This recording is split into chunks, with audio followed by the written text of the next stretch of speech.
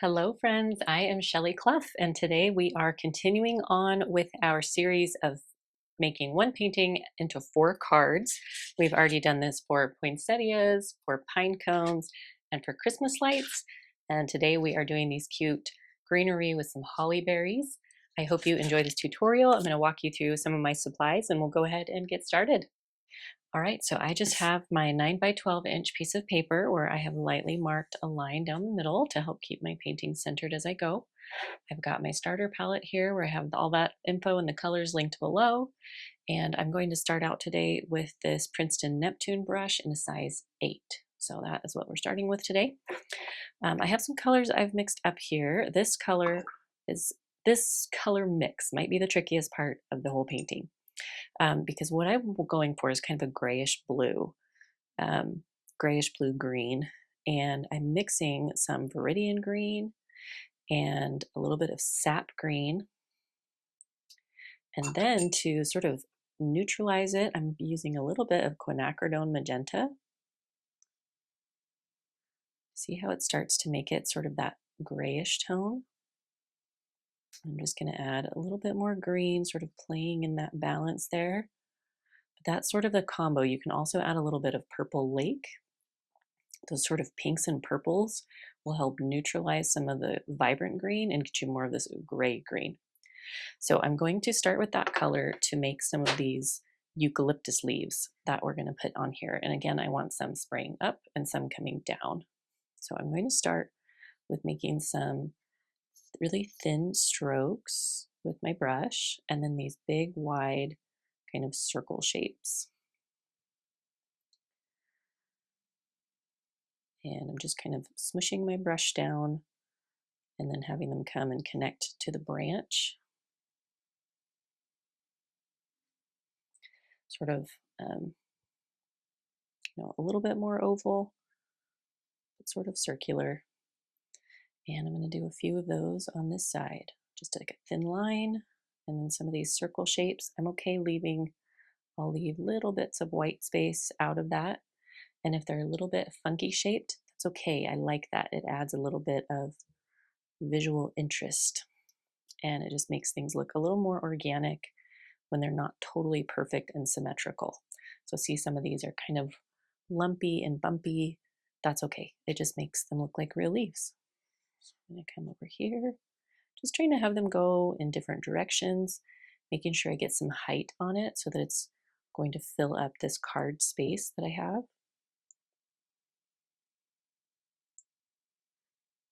Okay, now I'm going to flip over and do the other side. I'm going to come right out from this corner here. Get my circle.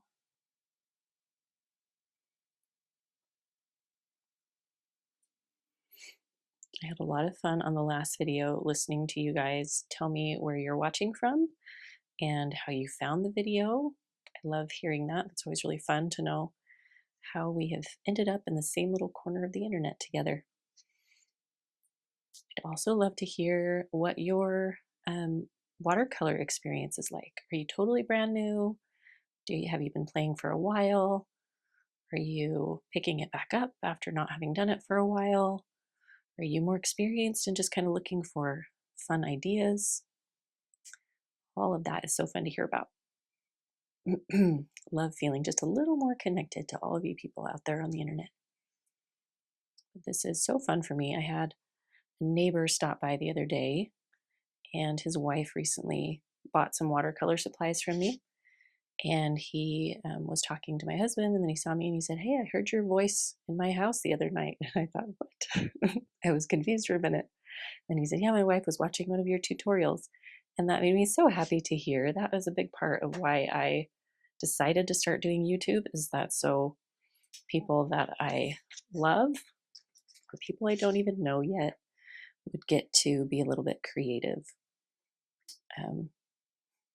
for free, that it would be easy to do and they could do it at home. They wouldn't have to pay a bunch of money for it. So I was really excited to hear that.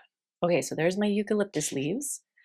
Now what I'm going to do is add some contrasting greenery. In my mind, this is like that cedar garland that you see. So it's not really pine needles, it's kind of that thicker, chunkier sort of evergreen. And I'm going with that kind of viridian and burnt umber color that I have been using a lot lately.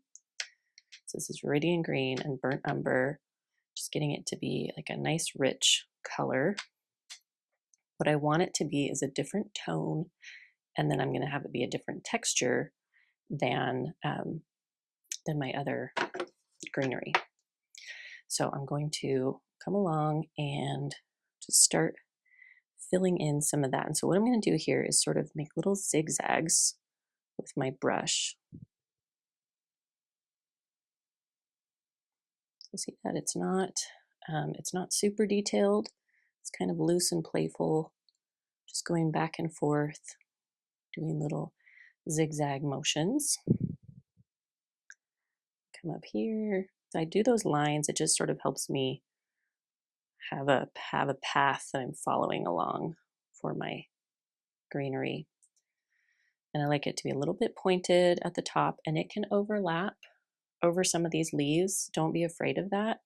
Sometimes when we're painting, we inadvertently avoid painting over something that we've already painted, which sometimes you shouldn't because it will layer funny. But these greens will layer just fine. And it ends up, if we try to avoid it, it looks kind of, we'll paint something bending around another object rather than right over it. It makes things look a little funny to the eye. So while some of this is still wet, I'm actually just going to tap in a little bit more of that brown tone. I like as things dry when I get some of those fun color variations. So I'm just going to do some of that and then continue on with my greenery. Again, just sort of this, I'm like pushing and kind of laying my brush on its side and scooting it around to get that. So I'm using the point of the brush to make those shapes for me. And then trying to get some going in both directions so it's not going to look like it's upside down at some point, because these are all going to get chopped in half. And just tapping in a little bit of that brown kind of near the center. See how pretty that looks as it starts to dry? Just those fun subtleties will add a lot of dimension to your painting. Okay, we're just going to keep on going here. Come up in this space.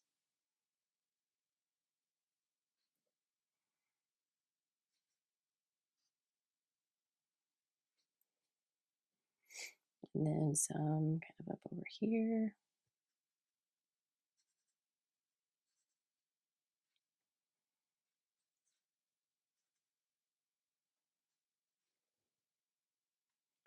Again, tapping some green, or sorry, tapping brown, not green. I'm going to mix up a little more color here. It's starting to run out. Just again, viridian green and burnt umber. I'm going to go kind of like this. I like when you can feel a lot of movement in the painting, when it looks like things are kind of alive. And when you have lots of kind of arches and things like that, it helps that feeling of movement. Again, tapping in my brown color.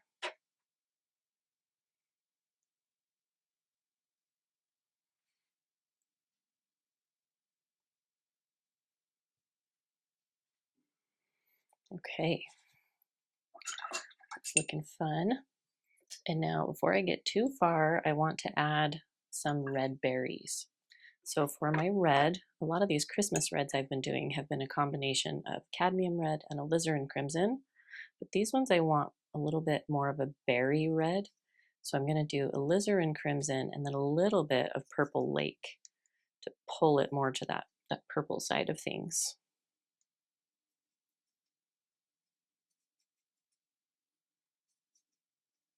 Just kind of mixing that. All right, I'm feeling okay about that color. And I've just switched to my Cotman size 4 round brush so that I can make petite little berries on here. And I'm going to flip this over. so that I can kind of let things dry here and there as I go. So I'm just going to do little bundles of berries. So I make a circle and I leave just a little sliver of white out, kind of in like the top right segment of the berry. Helps it look a little bit round. And then we'll also do another layer of berries, and we can also, I can make some kind of coming up here, and we're going to do little stems that attach them down. And I like to do them in little bundles of 3, but don't feel like you have to do that. We can do slightly bigger bundles. So here, if I do like 5, then it's more of a stem of berries. I like the look of that. And then I'm just kind of flipping this again to make sure I'm not sticking my hand in wet paint. And again, this first layer of the eucalyptus is so light that I can paint some berries really right over it.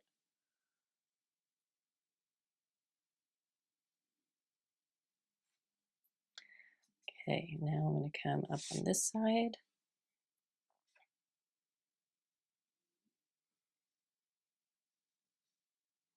I think I'm going to do another stem with sort of a few more on it.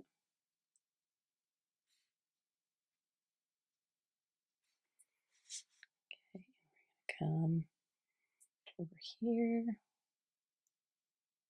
And some of these you can see that I don't end up leaving that white space out. That's okay. It's not going to make or break your berries. Also here you can see on the darker green, I painted the berry around it instead of going over it, because that darker green will layer through and it will disrupt the look of our berry.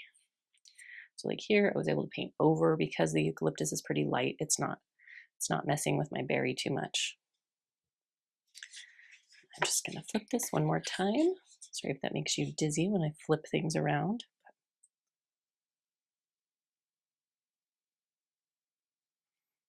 Little bundles of berries. We'll do another bigger bunch here.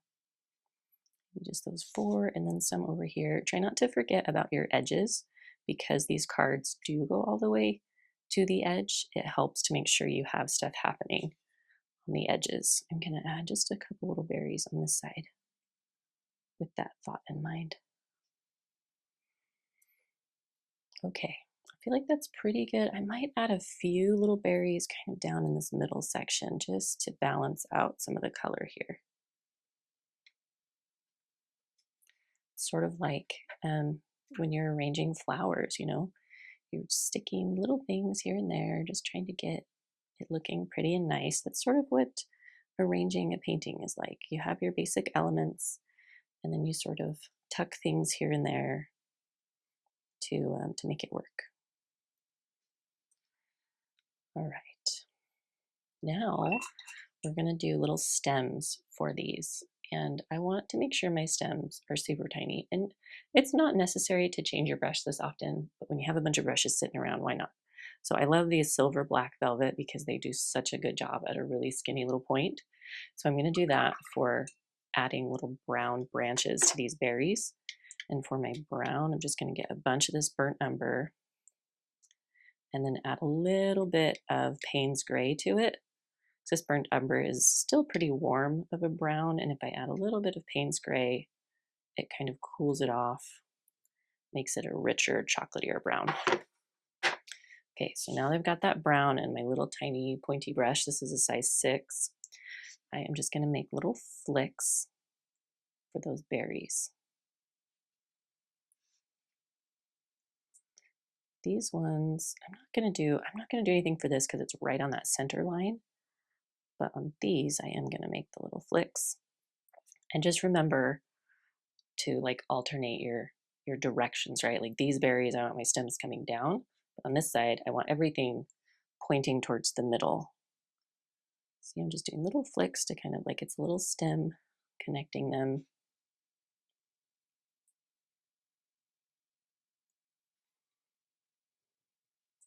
Can do multiple stems. And just those skinny little flicks. They don't have to, like here, they kind of die off. I'm not connecting it to stuff down there. You know, those stems may well be hiding amidst the rest of the arrangement, so you don't have to worry too much about making everything look perfectly connected.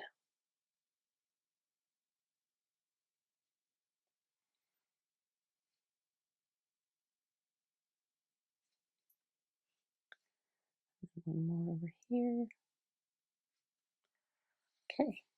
Now, while I've got my brown out, I do want to add just a little more dimension to this painting, and I'm going to add some little twigs, which I think will be really cute with, so for a twig, I do kind of a Y shape. I just do like a wobbly little line, and then I make little Ys coming off of it.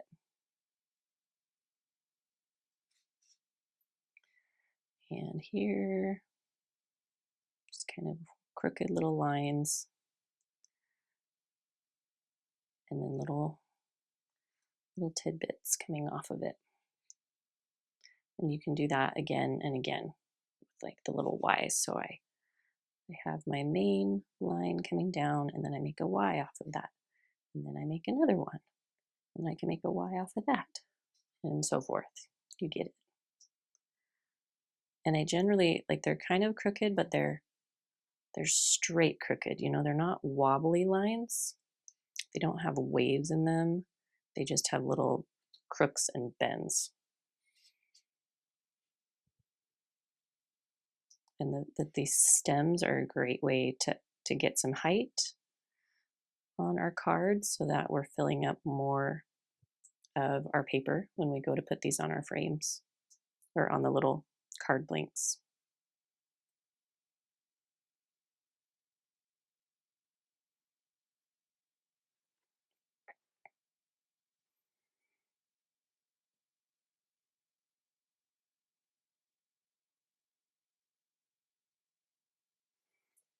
Okay, we'll do maybe one or two more, and then I think we should do more gold splatter. What do you guys think?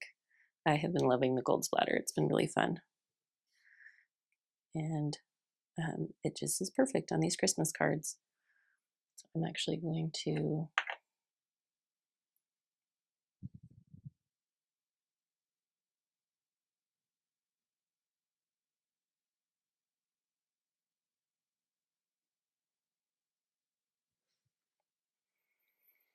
okay, how are we feeling? I might have one kind of coming up over here.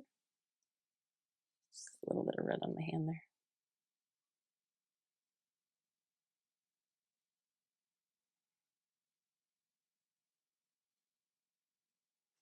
See how that, like those, when you break up, sometimes you end up painting everything to the same point on the page, and when you can break that up a little bit, it helps the whole painting feel like there's more movement. So that's kind of what I'm trying to do with these last couple pieces, is break up. Sometimes things start to gather along the same horizontal point. So I'm just trying to disrupt that a little bit.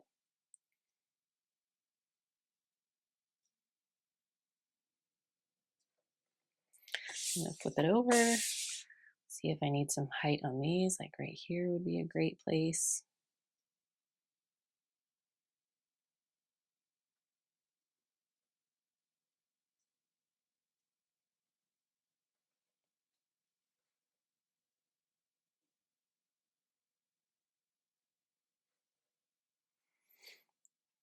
Okay.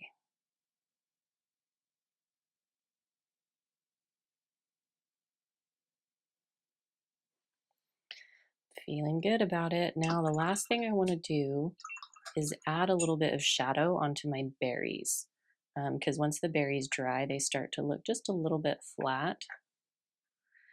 So I'm going to take a really similar color as before. I'm going to take this alizarin crimson, add just a little bit of Payne's gray to it.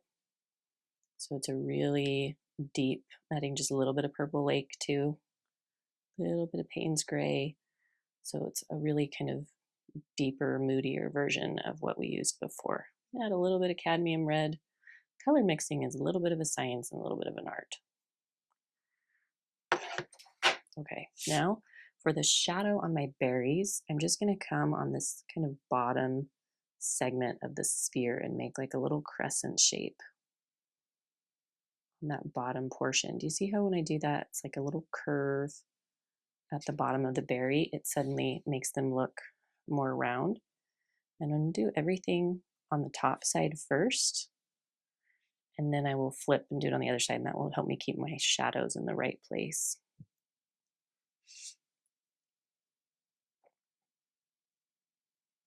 Just little curves on that bottom, like the bottom left 1/3 of these berries is kind of where I'm putting that. Just adding a little more color to my palette.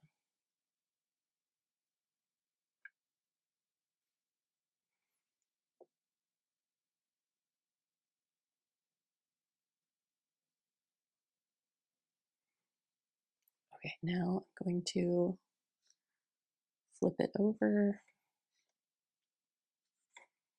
These I didn't get quite as deep. All right, now I'm going to flip it over to the other side.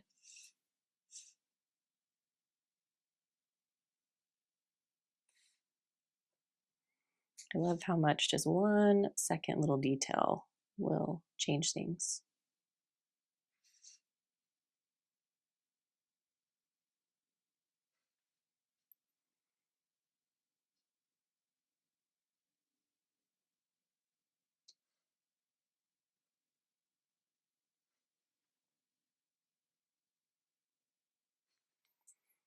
Okay. I think that looks pretty nice. All right, so right now I'm debating between gold splatter or red splatter. Like both of them can be really pretty.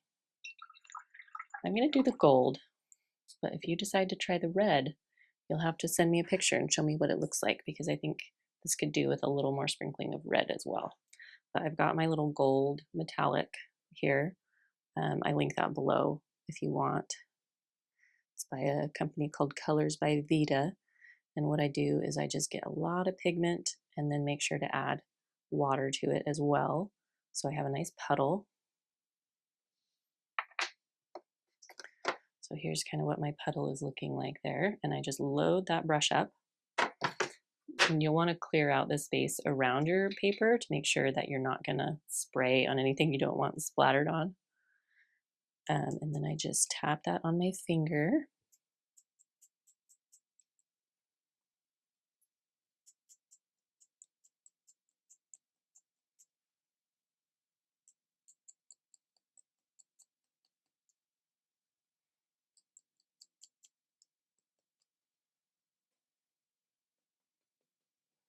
And this, I'm not afraid of getting it on top of what I've painted, because I think it will just look nice everywhere.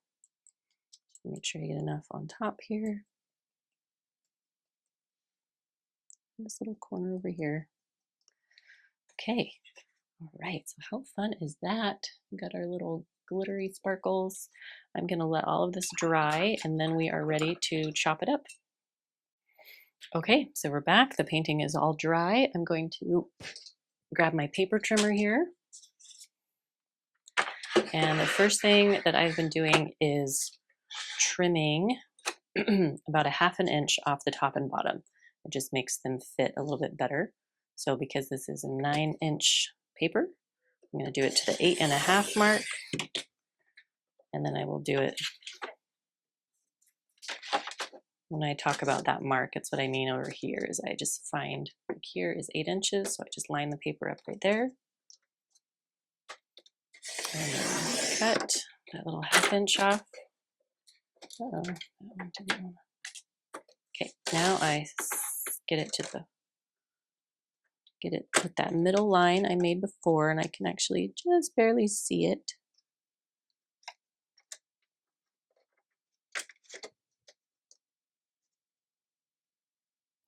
Okay, right about there. Moment of truth. Look how pretty it's looking. And then we just chop these in half at the 6-inch mark.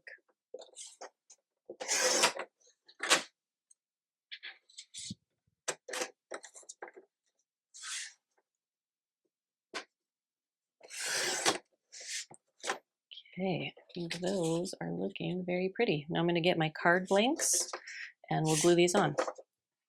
All right, so if you haven't watched my other videos where I do this yet, I just have these craft paper card blanks that are 5x7 and they're pre-scored. So I just fold it in half, and then I take one of my paintings here Look at the glitter, isn't that pretty? Okay, I turn it over and then I have this little adhesive roller that I use to glue it on.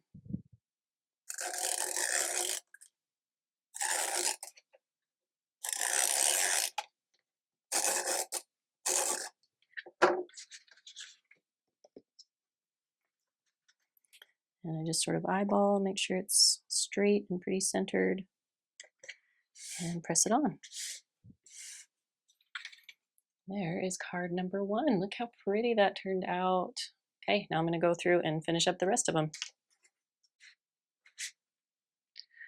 All right, there we have it. There are our 4 cards from one painting. I think this design turned out so pretty.